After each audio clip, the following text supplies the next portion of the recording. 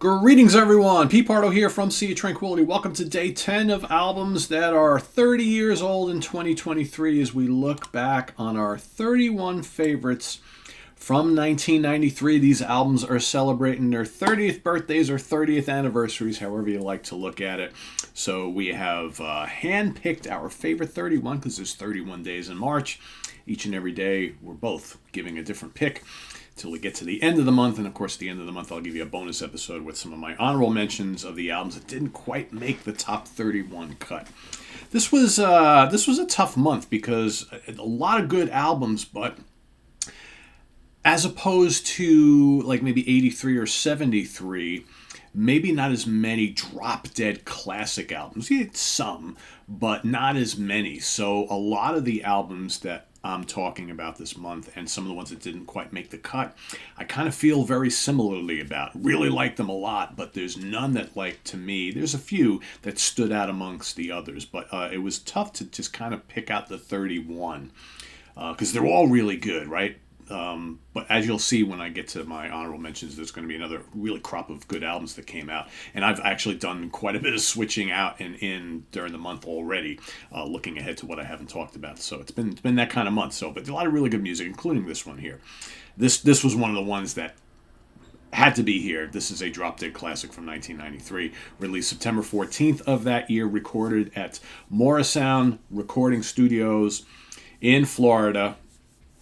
State of Florida here in the States, produced by Scott Burns and the band for Roadrunner Records. It is the debut album from Cynic, Focus. Focus, people. Focus on Cynic. Yes, Cynic, the great progressive extreme metal band early on. They're one of these interesting bands that, it's funny because I think I was listening to this a couple times over the last few days, and I'm actually ranking the Cynic catalog this weekend on ranking the albums. And listening to this stuff, especially this album and the follow-up, and thinking, boy, I've never heard George LeMay talk about Cynic, but I bet you if they didn't have that little bit of growling vocals, these would be some of George's favorite albums, because I know George loves this sort of thing, this kind of like progressive metal with loads of fusion influences, the bass playing, the lead guitar work. It's total fusion, total jazz fusion stuff. Lots of prog on here. Really great, intricate, complex riffery, hence the progressive metal side of it. Like I said, the drumming is off the charts. And then you got like clean vocals with vocoder, right? The synthesized robotic type of thing, and then some growls, right? But they only really do the growling vocals on this album and the next album, which comes many, many years later, and then they kind of drop that all together. But it's not like I find the growls on these albums, they're very listenable, and especially on the second album, they're more of like an afterthought. But I'll get to that when I do the ranking. I don't want to give too much away there. But anyway, so on to this album. So this was a pretty groundbreaking album when it came out because, again, you had all these bands from the Florida extreme metal scene, the death metal scene, and many of them were starting to do very complex and technical forms of metal, incorporating prog and fusion into their music. Cynic, for one. You had Death, another one. Morbid Angel, another one. Atheist, another one, right? There's Pestilence, right? Not from Florida, but you had all these bands that were doing this more kind of like technical, precision-based form of death metal. And Cynic were actually very groundbreaking because they were throwing tons of fusion influences into their music, as well as prog and space rock and that sort of thing. So this is a very spacey album, yet it's pretty heavy, but it's also really proggy, and the musicality is off the charts. There's lots of atmosphere on here. The solos are like pure like 70s fusion from the bass playing perspective, as well as the guitar playing, really. And then you got the weird, clean vocoder dripping vocals, and then the death metal growls, they kind of play off each other.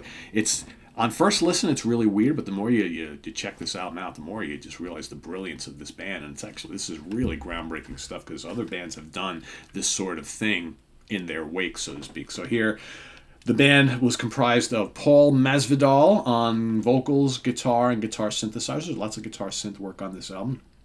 Jason Goebel, guitar and guitar synth. Sean Malone, bass, Chapman stick. Sean Malone, the late, great Sean Malone, an incredible player. The late, great Sean Reinert on drums and some keyboards. And then Tony Teagarden, who was kind of their keyboard player early on. Then he became the growling vocal singer, the vocalist, right? So you have the two voices there. Plus you have some additional female backing vocals on the album as well. But as far as the tracks go, you got 8 songs here on the first regular release. The Veil of Maya is the kickoff song. That's an absolute progressive death metal classic. Amazing stuff. The shifting rhythms and riffs and the blazing lead guitar work, the atmosphere. Again, the weird kind of robotic vocoder vocals, right? Doing battle with the death growls. Really interesting stuff. Celestial Voyage is tremendous as well. You got the Eagle Nature. So good. Sentiment. I'm But a Wave 2 is awesome as well. Then you have your Roboric Forms, which is probably the heaviest song on here. Absolutely crushing. You got an amazing instrumental called Textures. So for those of you who are watching this and thinking, I don't really like extreme metal, I can't take growling vocals, right? But I've heard of this band. Go listen to the song Textures. George, I'm talking to you as well. That is the lone instrumental on this album. Listen to that and then tell me that this band wouldn't be a great all-instrumental fusion band, because that's exactly what this song is. It's incredible. These guys have chops to die for. Amazing. I could have taken a whole album full of stuff like that. Really, really good. And then later on in their career, they would do like an all-instrumental version of one of their other albums, right, without any vocals. And, that's kind of like what you get. And then the last track is How Could I? So really, really good stuff. So, this is a tremendous, tremendous album. If you haven't heard it, and go online, you have seen them live. They're amazing live. And there's lots of YouTube footage of them playing throughout the years. But this is one of the great early 90s extreme metal albums. But like I said, it's highly progressive. And if you love kind of, jazz and jazz fusion and prog-inspired guitar, bass, and drums in kind of like an extreme metal format, this is going to blow your mind. There's lots of, like I said, lots of space rock on here as well. This is just a really unique album that was very, very groundbreaking at the time. And the band, shortly thereafter, they were going to go and do a second album, and then they broke up. So then they were inactive for many years. And it's interesting to think like what would have been had they continued on in the 90s and not split up. So Cynic Focus is my pick for today.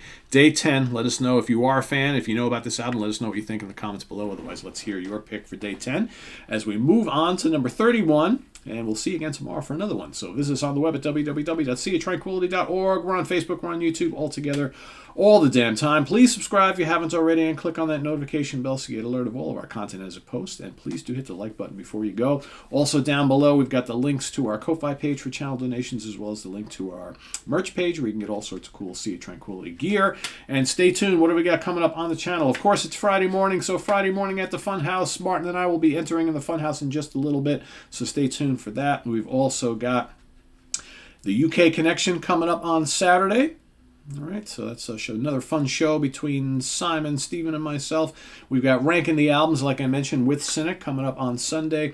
I'm also hoping, not hoping, but you'll also see a Curse of the Collector show this weekend, and I'm also hoping to do the next installment, maybe both, of the 6-album run, bands with a great 6-album run, as well as underappreciated and overlooked live albums, right? So I owe you all episodes of both of those, so hopefully I'll get to them this weekend as well.